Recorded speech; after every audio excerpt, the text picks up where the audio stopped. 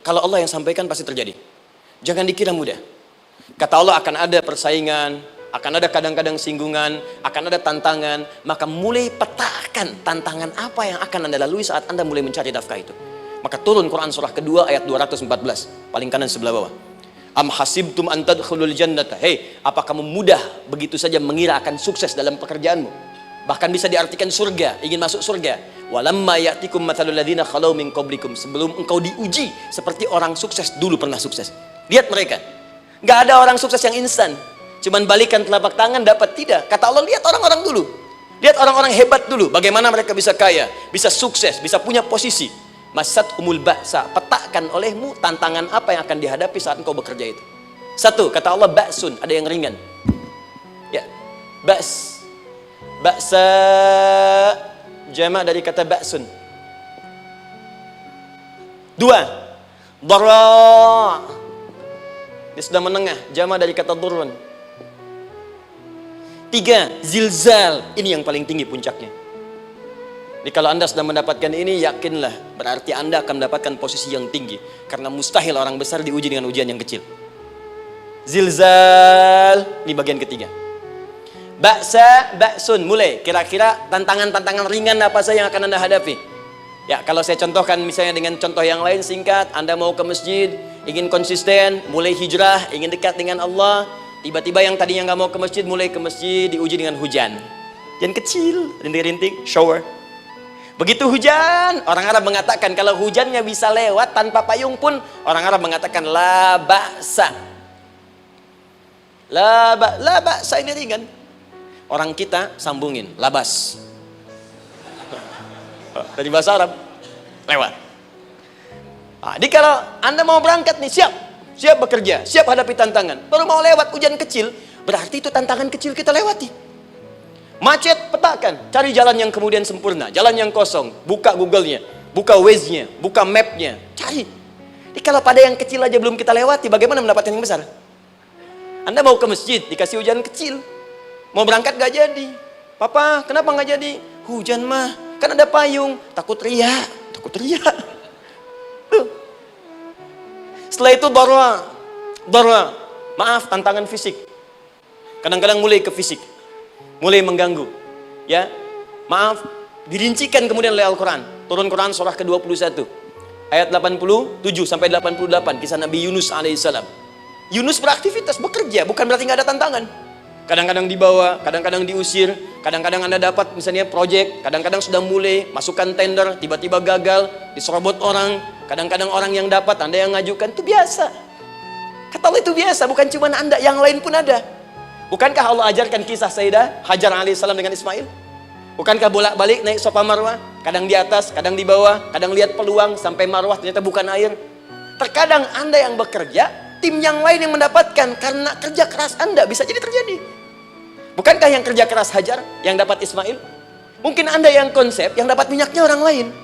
Mungkin Anda yang kerja, kan yang suksesnya teman Anda, gak ada masalah. Dan itu kemudian akan bermanfaat bagi Anda. Tidak mungkin setiap keringat yang keluar dari diri kita mustahil, kecuali akan melahirkan manfaat yang kembali pada diri kita. Tantangan. Tapi yang paling dahsyat, ini yang gak ditemukan di sebagian referensi yang kita baca. Ketika Allah menjelaskan semua tahapan-tahapan tantangan ini sampai ke puncaknya zilzal. Zilzal itu kalau bahasa sekarang gempa. Ada ujian yang menggoncang hati kita. Ketika Anda kerjakan, ya Allah, tantangannya dahsyat. Kenapa mesti saya, ya Allah? Kau nggak selesai-selesai, ya Allah. Itu wajar, teman-teman, itu biasa. Kata Allah, orang dulu saja mengatakan, mata nasrullah, kapan ini selesai? Berbahagialah kalau teman-teman sudah mendapatkan tantangan puncak yang paling tinggi ini. Ini artinya Allah sedang mempersiapkan Anda menjadi orang besar di kemudian hari. Dan cara mengatasinya diturunkan Quran surah ketiga ayat 142, paling kiri sebelah atas. Perhatikan dahsyatnya. Yang pertama diterangkan tantangannya, yang kedua dijelaskan cara mengatasinya. Saya mau berhenti sampai di titik ini, nanti saya terangkan cara berinteraksi dengan Al-Quran. Ya, perhatikan baik-baik. Kata Allah, jika kelak engkau sudah bisa memetakan tantangan ini, maka siapkan solusi untuk mengatasinya. Ayatnya dibuka dengan kalimat yang sama persis. Saya pernah sampaikan teori ini di dua perusahaan besar di Indonesia. Yang pertama, ada satu perusahaan, karena ini direkam saya nggak sebutkan perusahaannya, perusahaan otomotif besar, sedang turun gratis, kemudian juga ada inflasi yang tinggi, Terus saya terangkan teori Quran. Dia praktekkan berhasil, Pak.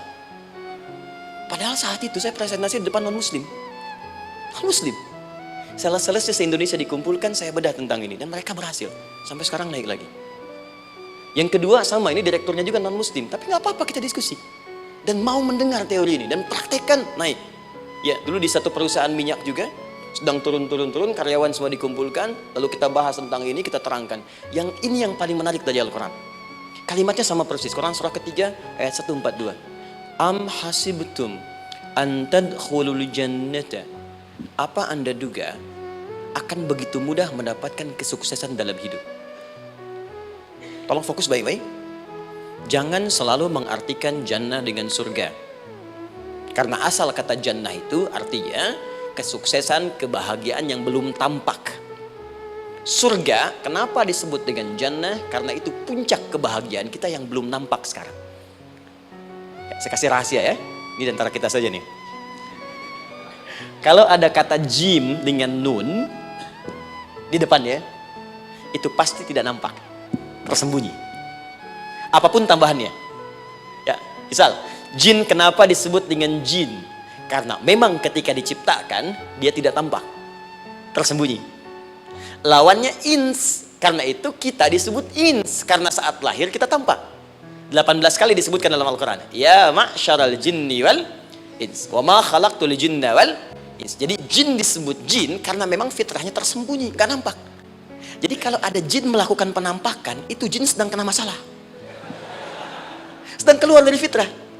Sama dengan manusia, harusnya tampak. Jadi kalau ada manusia yang senang sembunyi-sembunyi, dia sama dengan, bukan saya yang bilang, sedang punya masalah. Ke kantor, sembunyi-sembunyi. Hati-hati Pak Alfian tuh. Biasa ada pintu depan, masuk pintu belakang. Suami di rumah, buka WA, sembunyi-sembunyi. Bu, hati-hati tuh. Pulang lewat pintu belakang, berarti sedang punya persoalan dalam hidup. Setiap ada jim dengan nun, pasti tersembunyi. Ibu punya janin, rahim. Dalam rahim ada janin. Kenapa disebut dengan janin? Jim, nun, ya, nun. Karena sosok itu belum nampak dalam pandangan kita. Nanti kalau sudah lahir, baru tampak. Jannah, kenapa disebut jannah? Karena belum tampak dalam pandangan kita. Nanti kelihatan. Karena itu dalam Al-Quran, kata jannah itu tidak dikhususkan dengan surga. Tidak dikhususkan dengan surga. Kadang-kadang menunjuk aspek kesuksesan yang belum tampak. Anda mau ngebor minyak, minyaknya belum tampak. Belum kelihatan. Anda mau kerja, ya hasilnya kan belum tampak, baru ikhtiar sekarang. Karena itu orang Arab disebut kaya kalau mereka mendapatkan kebun yang tak tampak sebelumnya. Kebun anggur, bukan kurma, kalau kurma banyak. Kebun anggur, ada apel, ada jeruk, sampingnya ada sungai-sungai, disebut dengan jannah. Ya, kalau punya unta, nggak kaya di Arab, biasa. Karena yang kelihatan padang pasir, unta, hitam, merah, biasa. Tapi kalau sudah punya kebun anggur yang sulit di padang pasir ada kebun, itu baru disebut kaya. Karena itu orang Arab kadang mengartikan jannah dengan aspek kesuksesan yang belum tampak. Diartikan dengan kebun anggur, kebun apel, dan macam-macamnya. Perhatikan, am hasibtum an tadkhulul jannah. Apa Anda duga ingin sukses itu begitu mudah? Sukses jadi tidak.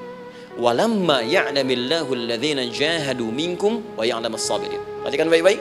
Sebelum Allah memastikan pada diri Anda terdapat dua hal yang paling utama untuk mengatasi tantangan tadi. Satu, jahadu, kesungguhan, serius. Jadi kalau mau sukses, mesti serius. Kerja serius, cintai pekerjaan Anda. Ya, belajar anak-anak serius, pastikan belajar dengan serius. Jangan cuma anak-anak duduk paling belakang, nggak pernah nanya, kadang ngantuk, pulang, ujian, besoknya mau ujian, baru belajar. Ya, sistem SKS, sistem kebut. Ya kadang-kadang sejam Bu, Pak. Saya pernah ada orang di luar ngadu waktu di Libya, Ustadz gimana ini orang Indonesia? Kenapa? Saya belajar 3 bulan, besok mau ujian. Teman antum orang Indonesia pinjam catatan saya baru semalam, dia dapat 8, saya 7,5. Saya bilang, Anda belum tahu sistem SKS tuh. Baik ya. Tapi itu bukan solusi. Begitu ujian selesai, ilmu lupa. Itu poinnya. Jadi kalau hanya sekedar ilmu dipakai untuk ujian, pada prakteknya nggak akan terpakai. Ini banyak anak sekolah sekarang hanya belajar untuk ujian saja. Padahal kalau dipraktekkan, kadang kaitan dengan agama tinggi Bu, Pak. Fisika itu dengan agama itu tinggi. Gaya F1 sama dengan F2, gaya gerak sama dengan gaya dorong. Gaya sedikit, maka keluarnya sedikit. Pukul kencang, bunyinya kencang. Imannya kalau kuat, amalan jadi banyak. Iman sedikit, amal pun sedikit. F berbanding lurus dengan P, hukum Pascal. Gaya berbanding lurus dengan tekanan. Masuk bab akhlak. Makin banyak gaya, makin banyak tertekan. Nah itulah. Gaji 5 juta, gaya 10 juta, kan? Ini serius. Serius. Di divisi apapun Anda, saya sepekan lalu lah takziah ke tempatnya yang Habibie, terus diminta tausiah di sana. Dan saya perhatikan beliau termasuk yang paling serius ketika diberikan tugas apapun. Gak pernah diberikan amanah kecuali mencintai pekerjaan itu. Yang Habibie demikian. Ciri orang sukses itu serius. Tapi keseriusan itu, kata Allah petakan jadi 3 bagian lagi. Karena jahadu itu punya 3 turunan kata.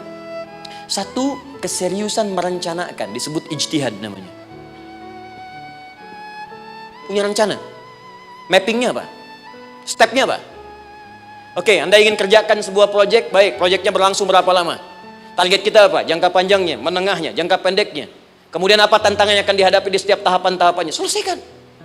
Bahkan saking pentingnya tahap perencanaan ini, ditunjukkan oleh Allah langsung lewat sholat. Teman-teman masih ingat? Sholat pertama yang kita kerjakan, setiap hari sholat apa namanya? Subuh. Apa artinya subuh? Tuh, ini masalahnya. Ini kata Al-Quran sendiri ya, kata Al-Quran sendiri. Nanti akan ditemukan orang yang ibadah tidak paham apa yang dikerjakan dan dilakukan dalam ibadahnya. Contoh sholat. Kata Allah akan ada orang sholat yang saat sholat tidak mengerti apa yang ia baca dan ia lakukan dalam sholatnya. Jujur tanyakan pada diri kita. Sampai detik ini, dari sekian ribuan kali ruku dan sujud, berapa persen bacaan sholat yang kita pahami? Jangan-jangan kita ruku tapi gak ngerti yang dibaca. Sujud tak paham yang diungkapkan. Bagaimana bisa khusyuk? Mustahil. Maka kembali ke sini. Kenapa sholat pertama itu disebut dengan subuh? Teman-teman, ternyata semua nama sholat dari subuh sampai isya, plus bacaan dan gerakan dari takbir sampai salam, itu bukan sekedar gerakan semata. Semua ada artinya, ada maknanya. Dan diajarkan oleh Nabi langsung. Subuh disebut dengan subuh. Ada 2 kata. 1, fajar. Quran surah ke-17 ayat 78. Inna Qur'an al-fajri kana mashhuda. Kedua, subuh di surat At-Takbir. Was subhi idza tanaffas. Kenapa disebut fajar? Fajar itu pancaran positif, pancaran kebaikan. Jadi kalau yang baik disebut fajar. Kalau yang jelek disebut fujur. Fujur ada di Quran surah 91 ayat 7 sampai 8. Wa nafsi wa ma sawwaha fa'alhamaha fujuraha wa taqwaha. Fujur itu rambatan gelombang buruk yang muncul dari nafsu. Ya, ditembuskan ke elemen tubuh kita. Misal gini. Tiba-tiba pengen marah. Ya, di tubuh kita mengatakan melotot, maka ini ada pancaran di hati kita nyambung kemudian ke mata. Ini rambatan dari sini ke mata disebut fujur namanya. Mau ke tangan pukul, masuk ke tangan. Itu rambatannya disebut fujur namanya. Ya. Yang baiknya disebut fajar. Ya, misal saya ingin sholat, tiba-tiba hati mengatakan sudah azan, merambat ke kaki, cepat melangkah, cepat wudhu. Nah, itu rambatannya disebut fajar namanya, atau infajar. Ini pasti ada, ya. Fujur nama lainnya nafsu. Disebutkan 115 kali dalam Al-Quran. Takwa, rambatan fajar, sumbernya takwa. Disebutkan 115 kali dalam Al-Quran. Di jiwa kita ada takwa, ada nafsu. Takwa yang dorong malaikat, disebutkan 88 kali dalam Al-Quran. Nafsu yang dorong setan, disebutkan sama 88 kali. Di setiap Anda akan mengerjakan satu hal, pasti akan yang mendorong pada yang baik, akan mencegah dari yang baik itu nafsu. Pasti itu. Pak Alfian mau tanda tangan proyek. Tiba-tiba disodorkan, Pak, ini Pak, kok begini proyeknya? Perbaiki, karena ada yang gak beres. Tapi fee-nya lumayan Pak, 1 miliar. Gak bisa, jiwa takwa mengatakan jangan terima Pak. Bapak mengatakan maaf, ini jari tahiyat, gak akan pernah dipakai maksiat, perbaiki, datang lagi. Ini Pak, kok sama? Fee-nya diperbaiki Pak, 100 miliar. Nafsunya mulai berkata, terima. Takwanya bilang, jangan. Akhirnya beliau katakan, tangan tahiyat gak akan pernah dipakai maksiat. Tapi tunggu, saya istiqoroh dulu.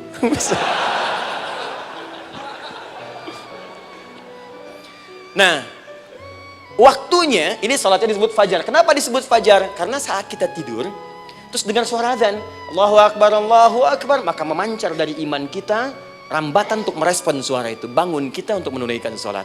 Waktunya disebut subuh. Kenapa disebut subuh? Dari kata asbah. Asbah itu artinya yang siap dengan rencana. Ya, orang Islam tuh nggak ada yang bangun dari tidurnya kecuali punya rencana jelas yang akan dieksekusi dari itu. Makanya sebelum kita bekerja mengeksekusi itu, kita datang menghadap Allah supaya Allah berikan kemudahan di setiap aktivitas kita. Coba lihat manajemen Nabi. Bukankah sebelum tidur beliau istighfar dulu? Dirinci pekerjaannya, dicatat yang akan dikerjakan besok, istighfar 70 kali, 100 kali, sehingga dengan istighfar saat tidurnya tenang. Coba kita biasakan. Ada yang baca Quran, ada yang istighfar. Kalau nggak percaya silahkan cek. Begitu Anda lakukan, tidurnya enak. Besoknya rencana itu sudah siap. Makanya ketika bangun, siap jam 7 mau kemana, jam 8 ada di mana, jam 12 kerjakan apa. Sebelum mengerjakan itu, datang kepada Allah, sujud, ya Allah, saya punya rencana ini tolong mudahkan. Begitu caranya. Itu yang disebut dengan subuh. Nah, sekarang kembalikan, peta hidup kita mau seperti apa ke depan? Ijtihad. Yang kedua, kalau sudah jelas konsepnya, visinya sudah ada, maka jihad. Yang kedua, jihad. Jihad itu eksekusinya, aksinya, actionnya, perjuangan fisiknya. Rencananya apa? Tahajud malam nanti. Bismillah. Jam berapa? 2:30. Baik, yuk kita mulai rencanakan. Eksekusi rencananya. Bagaimana cara kita bangun 2:30? Pasang alarm. Jam berapa alarm dipasang? 3 kali. Pertama 1:30, kedua 2 kurang 1/4, ketiga jam 2 lewat 1/4. Baik. Alarm pertama untuk mematikan alarm kedua. Alarm kedua matikan alarm ketiga. Ketiga siap-siap. Baik. Siap bangun. Jihad. Awas, ini penting ya. Jihad itu jangan dipersempit maknanya kepada situasi peperangan saja, tidak. Banyak jihad itu luas sekali medannya. Karena jihad itu perjuangan fisik. Dan maaf sekali, dalam konteks perang pun bukan menyerang orang, tapi membela diri saat diserang. Di Islam itu bukan agama ekspansi. Cek di sejarah, nggak ada Islam menyerang. Yang ada itu membela diri saat diserang. Atau saat orang lain dizalimi dan kita diminta untuk terlibat, kita membantu. Ini bukan dalam konteks sekarang yang banyak dibincangkan, tembak orang, bom orang, nyerang orang, bukan. Itu waktu kejadian bom Tamrin itu pertama, saya di Lampung posisinya. Itu begitu meledak, duar. Pertanyaan pertama Pak di Balista nih, Ustadz, apakah bom di Jalan Tamrin termasuk jihad fisabilillah?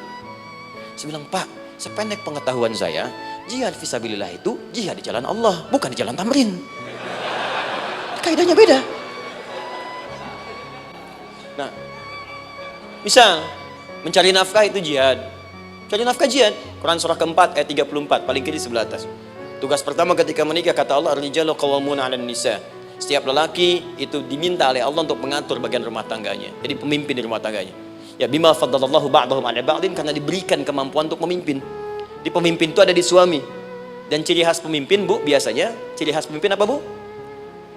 Bukan tegas, bukan. Ciri khas pemimpin itu tidak mau dipimpin. Makanya kalau ada sesuatu, masukkan lewat usulan, jangan beri saran. Kalau saran susah, itu pemimpin. Baik, tapi yang paling luar biasa kata Allah, perhatikan kalimatnya indah sekali. Wa bima anfaqu min amwalihim. Saya berikan tugas untuk mencari nafkah. Ketika seorang lelaki bertugas mencari nafkah, ingat ya, konteks apapun, kalau perempuan nanti bekerja bukan nafkah poinnya. Bisa hobi, ya, bisa aktivitas, tapi nafkah kalau sudah menikah itu ada pada suami. Perempuan tidak. Kalaupun tidak dilarang perempuan bekerja, tidak. Sayyidah Aisyah mengajar, ada yang para sahabiah jadi perawat, ya, ada yang pengajar. Banyak dulu sahabat Nabi yang perempuan mengajar. Ya kan ada pelajaran-pelajaran khusus perempuan.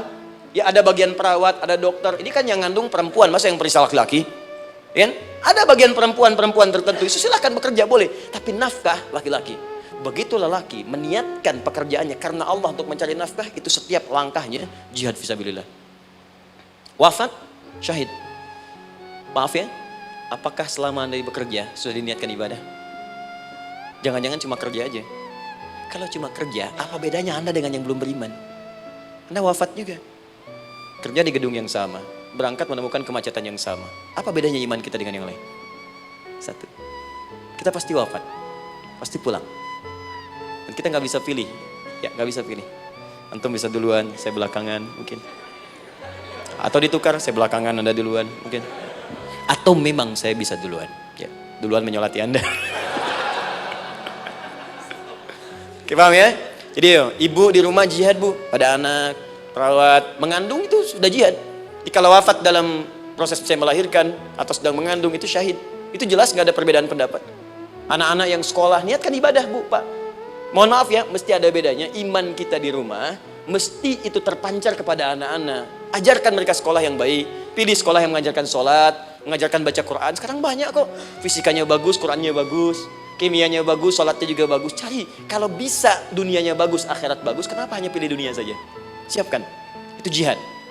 Terakhir, tidak mudah mengeksekusi ini, pasti ada tantangan yang ketiga, namanya mujahadah.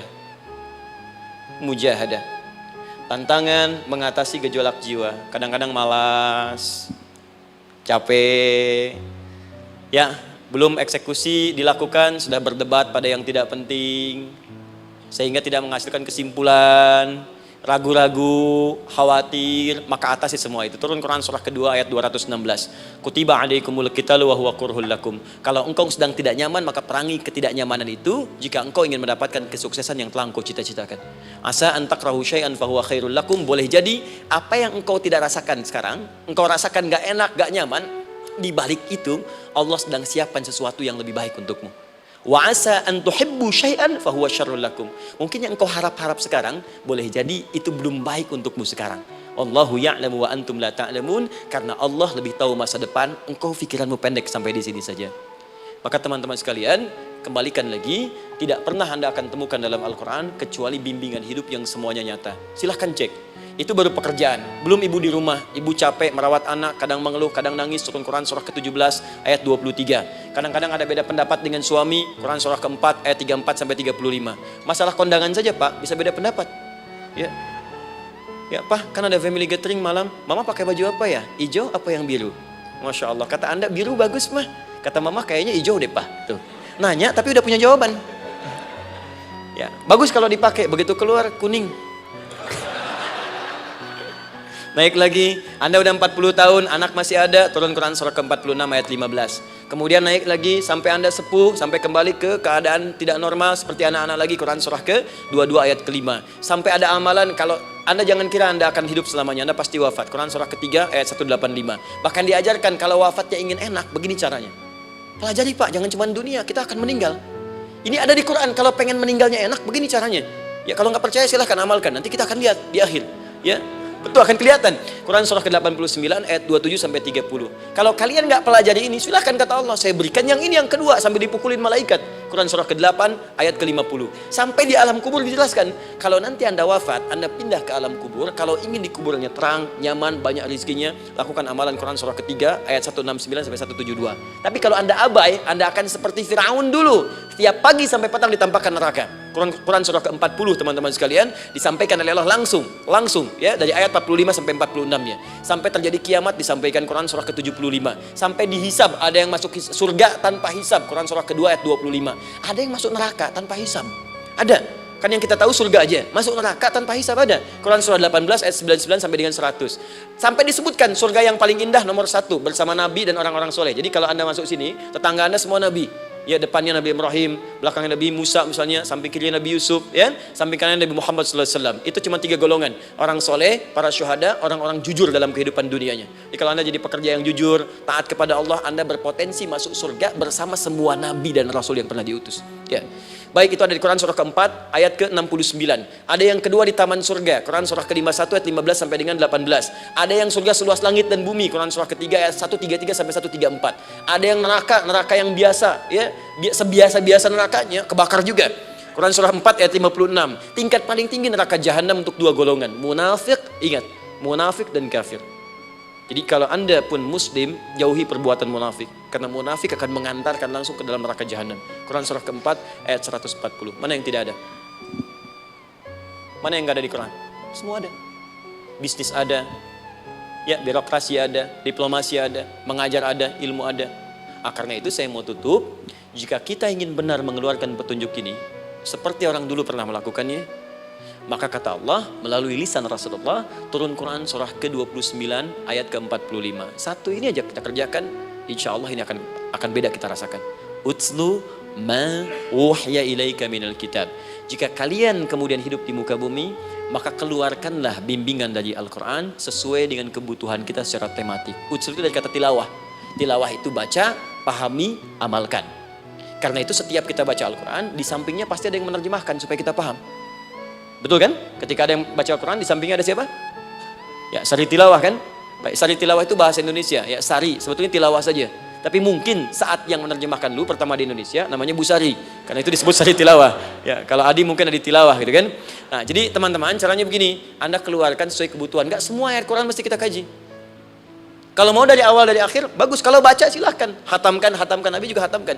Tapi kalau Anda ingin ambil sesuai passion kita. Anda pebisnis, kenapa enggak mengeluarkan ayat bisnis di Quran? Teman-teman yang diperminyakan, keluarkan ayat-ayatnya ada. Quran surah At-Tur, surah 52 itu. Keluarkan. Ya, wal bahrul masjur. Dan jika Anda akan melakukan eksplorasi di laut, carilah laut yang punya nih kualifikasi begini. Yang di bawahnya ada endapan tanah yang melahirkan api, kata Allah tuh. Itu potensial ada minyaknya. Kalau yang kerja di batu bara, turun Quran surah Fatir, surah 35 ayat 27 sampai 29. Ini jenisnya. Ada yang kelihatan dari jauh, ada yang harus digali, ada yang kelihatan dari jauhnya kelihatan hijau, ada kelihatan menghitam. Disebutkan langsung. Ada.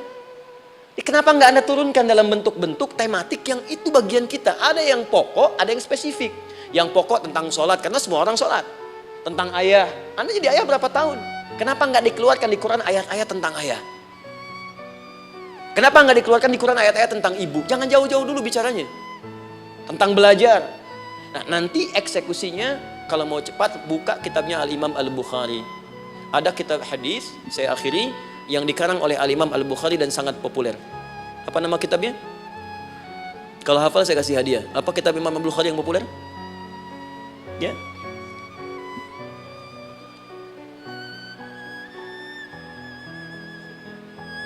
Taib, Anda saya kasih hadiah umrah. Taib. Insyaallah. Januari awal, insyaallah ada yang kami hadiahkan umrah dari atlet peraih Asian Games. Ya, Anda boleh ikut nanti. Ya, ada juga saya senang saya cinta dengan bangsa ini. Dia ada peraih Asian Games medali emas yang kemarin. Itu akan kita berangkatkan umrah semua peraih medali emasnya. Nanti gelombang pertamanya bulan Januari ya 2020 nanti sekitar 3 bulan lagi. Insyaallah Anda nanti akan mengikuti. Ada juga nanti dari kalangan Polri, ada TNI juga yang akan ikut dan saya sertakan. Baik. Al-Jami As-Sahih Al-Musnad Al-Mukhtasar min umuri Rasulillah sallallahu alaihi wasallam wa sunanihi wa ayyami. Itu namanya. Ayo ulangi. Disingkat Sahih Al-Bukhari. Kenapa saya bacakan lengkap? Bukan karena singkatannya, tapi banyak orang sekarang baca buku, baca kitab hanya langsung ke isinya. Padahal setiap ulama ketika menuliskan judul kitabnya, itu pasti ada petunjuk di dalamnya. Kata Imam Al-Bukhari, Al-Jami As-Sahih, kitab ini saya buat sebagai petunjuk umum miniatur kehidupan Nabi yang bisa kita ambil hikmahnya sekarang. Jadi kalau kita pengen tahu bimbingan Nabi di masa lalu, supaya kita terapkan sekarang, buka kitab saya ini. Semuanya mustad bersambung kepada Nabi. Sahih saya pastikan, saya teliti satu-satu. Al-Mukhtasar, saya persingkat, gak bertele-tele. Nah ini poinnya. Min umuri Rasulullah sallallahu alaihi wasallam wa sunani wa ayyamihi. Ini semua pekerjaan Nabi selama 24 jam. Secara singkat saya tutup dibagi 97 pembahasan. Setiap 97 pembahasan, satu babnya itu berisi bimbingan hadis-hadis Nabi. Di situ ada bab tentang bisnis, kitabut tijarah. Bab tentang ilmu, kitabul ilmi. Bab bahkan tentang sakit, kalau pengen cepat sembuh apa? Kitabul marid. Bab tentang pemerintahan, kitabul imarah. Bab tentang penguatan iman, supaya naik gak turun-turun, kitabul iman. Anda tinggal pilih profesi apa, cari Sahih Al-Bukhari, harganya murah. Maaf, dibandingkan pulsa Anda pun masih murah kitab Al-Bukhari. Ya, beli 4 jilid cuma 350.000 yang bahasa Arab saja. Ya, kalau mau terjemahan, cari terjemahannya. Ya, dapatkan itu, keluarkan babnya sesuai profesi kita. Itu ketika dibuka kitab ini, yang pertama muncul ayat Quran dulu. Ini ayatnya, ini hadisnya. Ini ayatnya, ini hadisnya. Teman-teman gak usah baca semuanya, keluarkan passion Anda apa, di situ belajar. Sebulan saya belajar ini, besok saya pindah lagi. Sebulan topik ini, besok ke topik yang lain lagi. Saya kira insya Allah kalau itu kita terapkan dengan baik, maka Al-Quran akan hidup dalam seluruh aktivitas kita dan mudah-mudahan keberkahan akan diturunkan oleh Allah Subhanahu Wa Taala.